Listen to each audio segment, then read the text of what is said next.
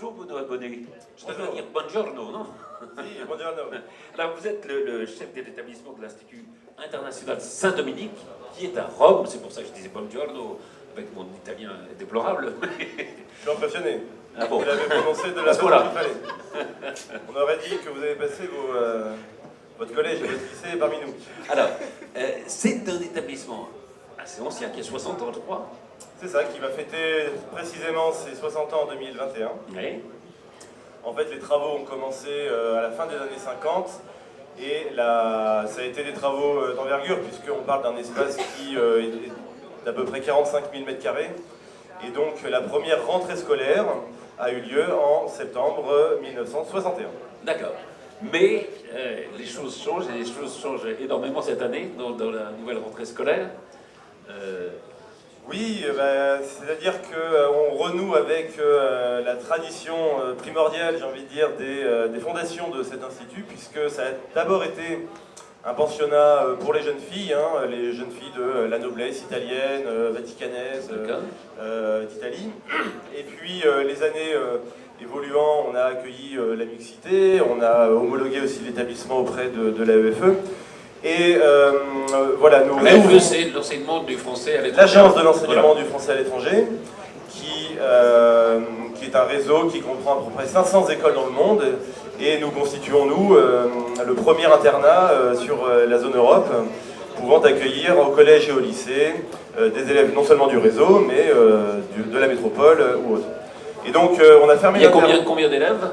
On a à peu près 300 élèves, 300 élèves. De la maternelle jusqu'à la terminale. Tous les niveaux sont homologués. Ça veut dire que... De maternelle à la terminale, c'est-à-dire ouais. de la petite école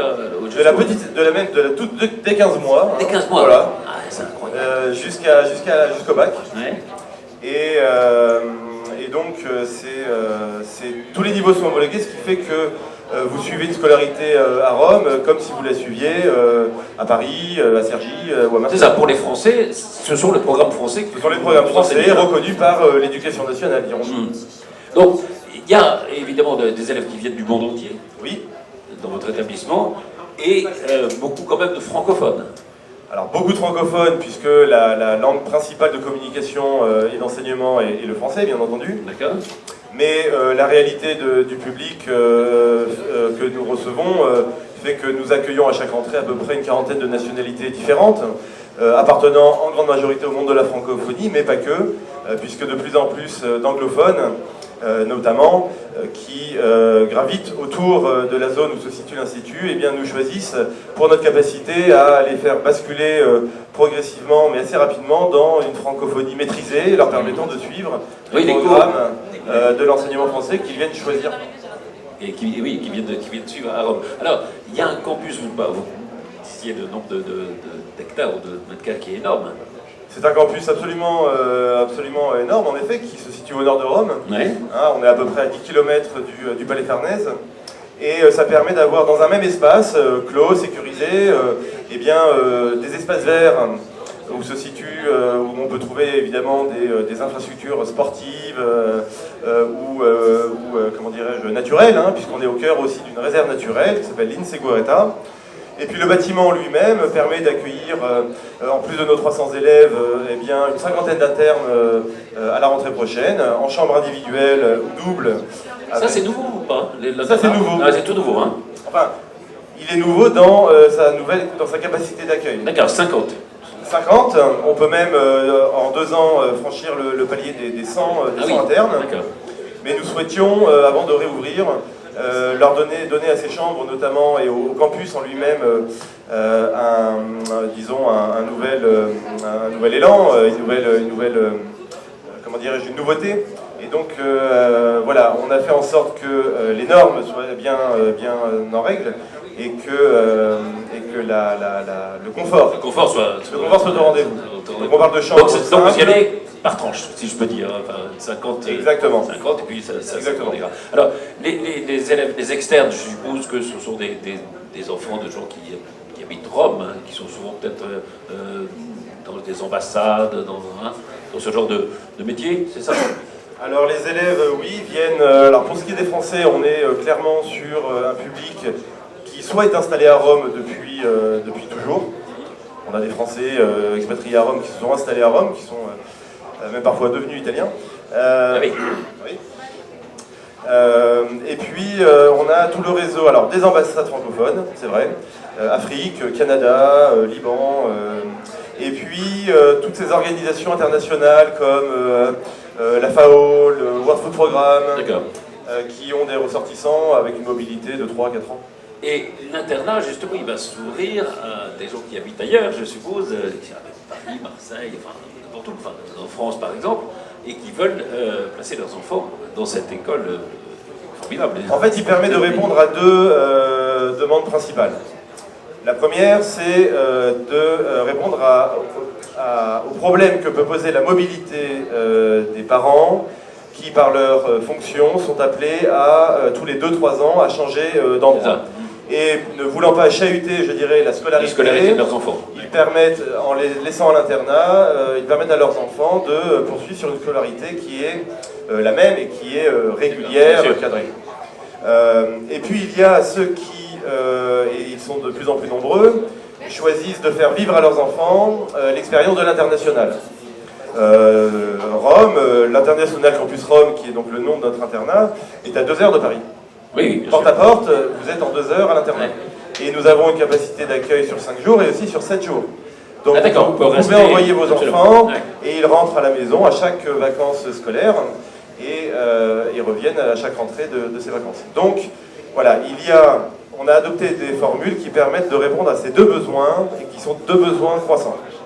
On parlait de l'enseignement, qui est de la maternelle jusqu'au bac. Il y a évidemment toutes les actions littéraires, scientifiques, toutes sont...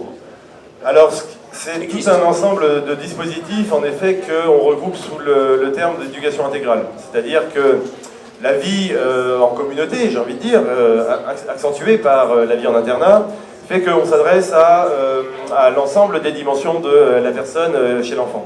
Et donc on met à sa disposition, en plus des programmes académiques sur lesquels nous sommes imposés, si vous voulez, par notre partenariat, avec la EFE, nous mettons en place tout un système alors le plurilinguisme, donc l'acquisition de plusieurs langues. Je pense que les langues, c'est quand même un élément important.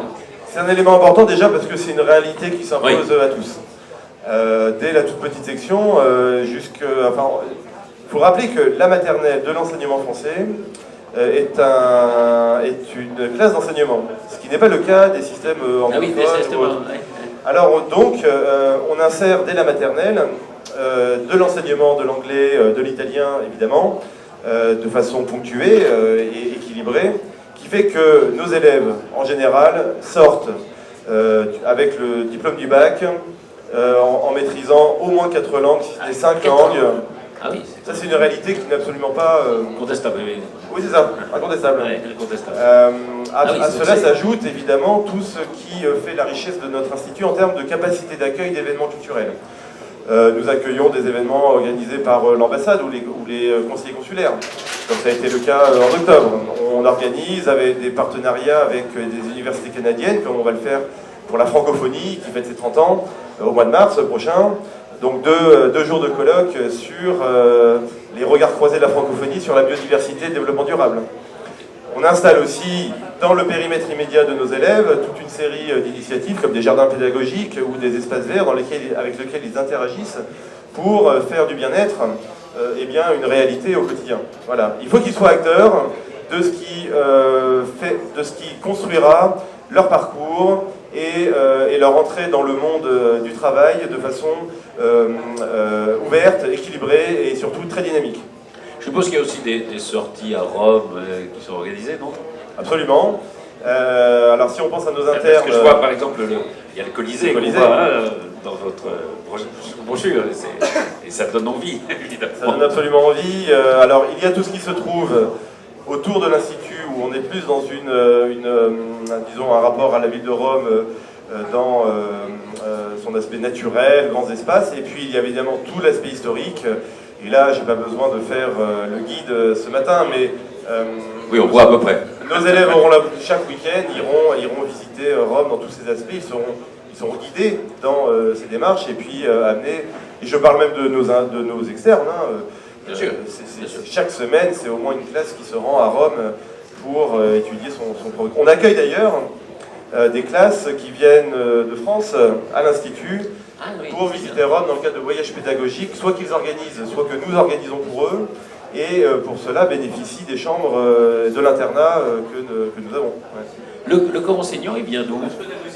Alors, le corps enseignant vient en majorité. Alors, disons que nous avons les Capétiens, les agrégés, donc, qui viennent du système français, qui choisissent l'Institut. Et après, nous avons un système de formation continue en interne, puisque nous sommes éligibles au droit local. Oui. Et donc, nous recrutons des personnels qui peuvent venir de toutes sortes d'autres systèmes et à qui nous proposons une formation pour petit à petit intégrer l'équivalence des formations académiques. Oui, donc il y a une ouverture de... Voilà. Il y a une ouverture de fait. Vous savez, c'est le cas déjà en métropole. Le recrutement des enseignants, surtout dans certaines matières, devient un vrai défi. Et c'est aux écoles maintenant de relever ce défi et d'être en capacité de proposer des formations d'excellence aussi pour leurs enseignants, et je dirais même d'abord pour leurs enseignants. Il y a un coût évidemment Il y a un coût. de la scolarisation. C'est dans quelle fourchette? Alors ça dépend évidemment si on est externe ou interne. Alors sur les prix de l'externat, je dirais pratiqué habituellement, allez, on va prendre la fourchette la plus haute, Oui. qui serait donc le lycée, en frais de scolarité je parle, on est autour de 4 000 €, 4 500 € de frais de scolarité. Pour ce qui est de l'internat, la formule la plus haute se situe pour un lycéen qui resterait 7 jours, et là je parle de tout compris, scolarité, pension complète, les activités en plus, etc. On est sur un tarif annuel d'environ 20 000 €. D'accord. Oui, donc c'est quand même relativement accessible et c'est quand même une scolarité absolument exceptionnelle, je suppose. C'est en effet. Vous avez déjà des retours évidemment, puisqu'il y a des gens qui ont fini leur scolarité chez vous. Ah, on a des retours et on a surtout en effet des anciens élèves de l'internat, je dirais version ancienne version, qui ont eu des carrières exceptionnelles. D'ailleurs, on a une ambassadrice qui fait partie du comité de gestion de l'Institut Version Nouvelle, pour montrer aussi cette continuité dans ce projet de développement de l'Institut Saint-Dominique à Rome. Je suppose que quand on est chef d'établissement, c'est un des plus beaux postes, non, qu'on puisse avoir? Celui que vous avez actuellement. Disons que déjà être chef d'établissement, c'est vraiment quelque chose qui est à la fois beau et difficile. Oui. À Rome, c'est évidemment transcendé par la ville et son histoire en elle-même. On est dans un lieu qui n'a peut-être pas d'équivalent au monde.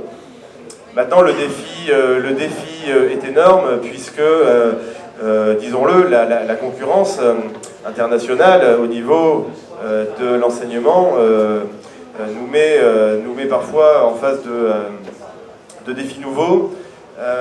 Et il faut avoir cette capacité à démontrer que l'enseignement français n'est pas simplement excellent dans ses contenus, mais qu'il est aussi là pour donner à l'élève, pour proposer à l'élève l'acquisition d'une façon de penser, d'une façon d'organiser les méthodes, et d'une façon d'entrer dans une culture universelle qui, pour le coup, a toujours été aussi là unique au monde. Et s'il y a bien un lien, une spécificité, une exception. Et oui, et s'il y a bien un lien qui a toujours uni la France et l'Italie, c'est bel et bien l'excellence qu'on retrouve dans l'humanisme, qu'on retrouve. C'est clair. L'Italie a, pendant tout le XVIe siècle, impulsé la Renaissance française qui a donné nos grands souverains, nos grands châteaux, tout ce qui fait on voit avec le succès de l'exposition Léonard de Vinci. Et on le voit. Et bien je dirais que notre présence en Italie, c'est le match retour. Voilà. Eh bien, alors il y a un site internet où on peut vous retrouver évidemment. Il y a un site internet, facile à retenir, institutsaintdominique.fr. Et puis notre page Facebook, notre chaîne YouTube, où vous trouverez en détail tout ce que je viens d'expliquer, nos vidéos, nos élèves, notre corps enseignant, et puis évidemment l'internat. Bon, je dis buongiorno, je vais tenter arrivederci. Arrivederci, grazie per tutto. Je me dois abonner. Merci beaucoup. Merci.